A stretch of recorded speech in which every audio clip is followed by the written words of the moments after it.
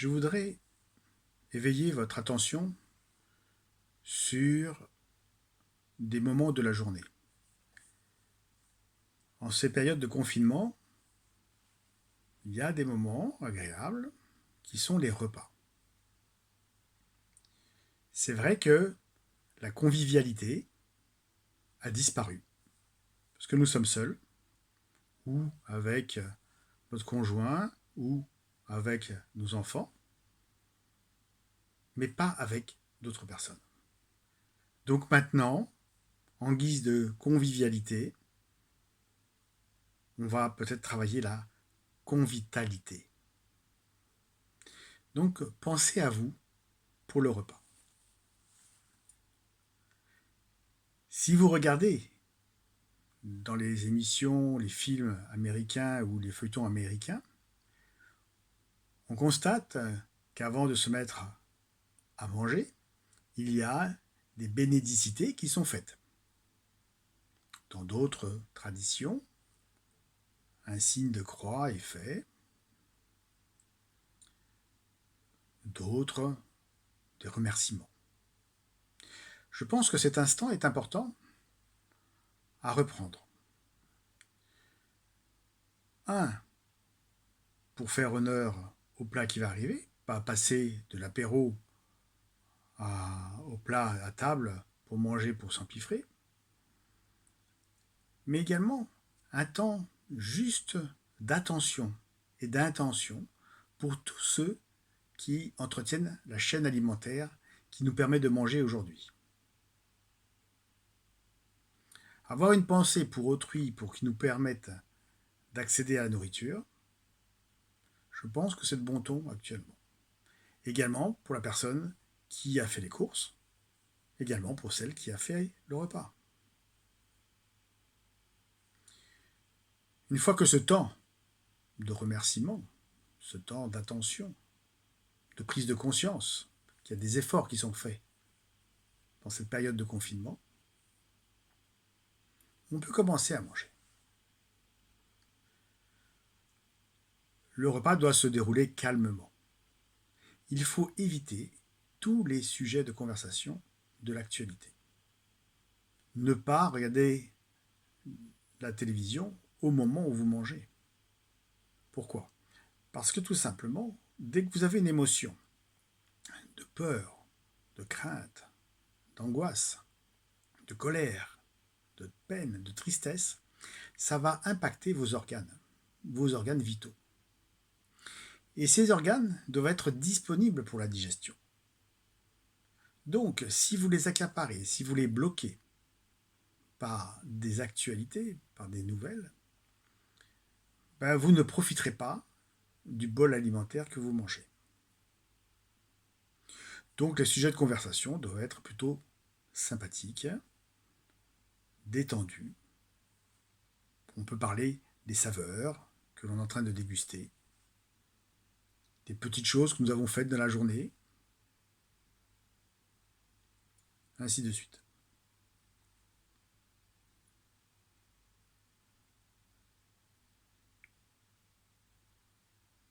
Arrive le temps de la mastication. Quand vous amenez des aliments en bouche, il faut les mastiquer. Tout le monde vous le dit, on parle, il faut une quarantaine de fois, cinquantaine de fois. Oui, très bien. Maintenant, on a plus de temps, et surtout de temps à y prêter de l'attention. Quand je vous disais dans un précédent conseil que nous allions ou que nous souffrions d'un manque de liquide, d'un état de sécheresse intérieure, donc vous comprenez bien que quand vous mangez, il va falloir que vous récupériez des liquides. De ce fait, avant de manger, observez l'état de votre bouche, voir comment elle est humidifiée. Une fois que vous mettez les aliments en bouche, mastiquez, mâchez, concassez, déchiquetez, broyez au maximum. Il faut que vous puissiez extraire les liquides interstitiels, c'est-à-dire les liquides qui sont entre les différentes structures du tissu, et les liquides intracellulaires, ceux qui sont dans la cellule, ceux qui ont été déjà digérés par la nature de l'aliment. Ceux-là, ils sont déjà plus précieux. Ils ont une importance pour notre organisme. Une fois que vous mastiquez, que vous prépariez bien ça, votre estomac va pouvoir, avec la rate et le foie, récupérer les différents éléments du bol alimentaire pour s'en servir. Si jamais vous mangez, vous avalez, ou que vous buviez en même temps, et c'est pour ça qu'on vous déconseille de boire,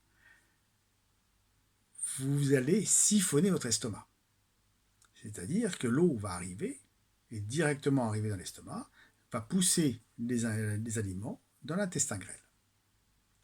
À ce niveau, la fermentation va se faire, et 1 heure, 2 heures après le repas, vous allez vous sentir ballonné, avec des borborygmes, des gargouilles. Donc, il faut éviter de boire pendant le repas. Bien mâcher, bien mastiquer, bien réhumidifier vos aliments. Et c'est pour ça que je préconisais des cuissons qui soient humides, pas des cuissons qui soient grillées, brûlées. Il faut qu'il y ait toujours un apport d'humidité dans votre aliment, dans votre repas. On peut faire cuire quelque chose à la poêle, mais à côté, manger quelque chose qui soit humide. Sinon, ça va être trop sec et vous aurez la bouche sèche après.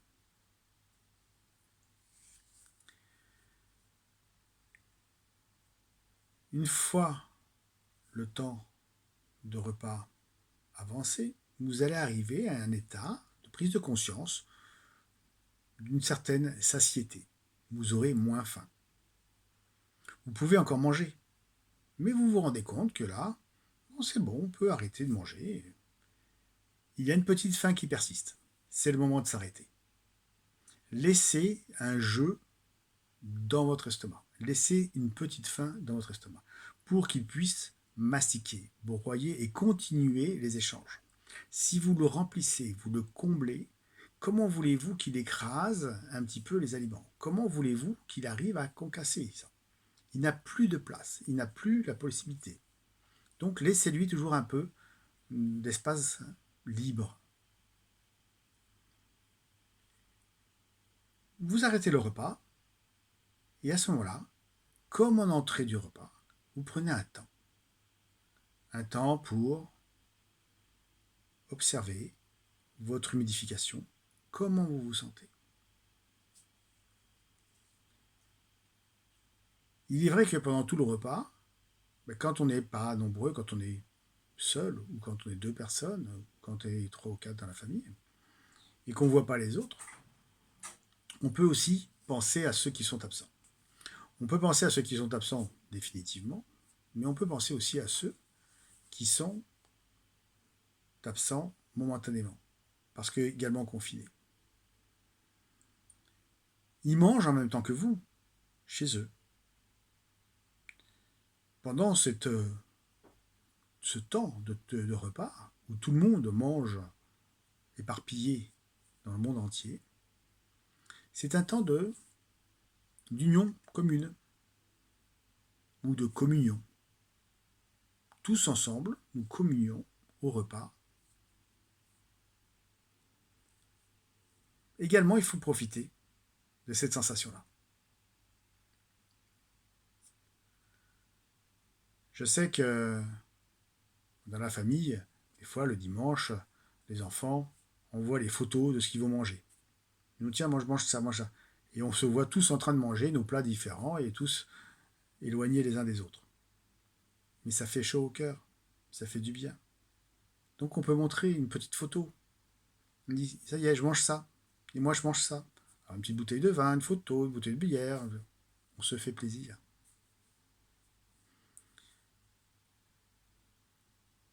Donc une fois que le repas est terminé, vous reprenez un temps et vous observez votre état. Et de la même façon qu'en entrant dans le repas, eh ben, vous pouvez remercier ceux qui vous ont permis de manger et d'apprécier ce repas.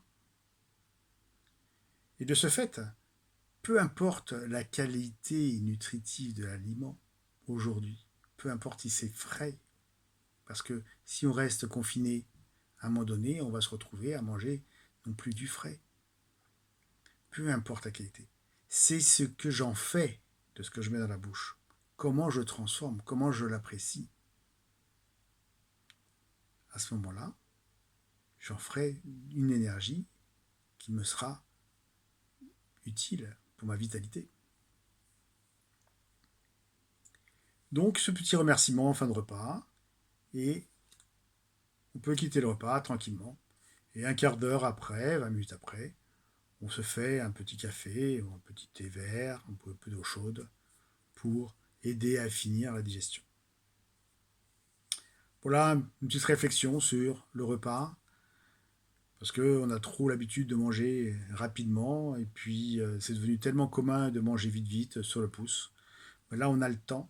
Retrouvons déjà ces petits principes de vie qui sont faciles à récupérer et à redévelopper. À bientôt.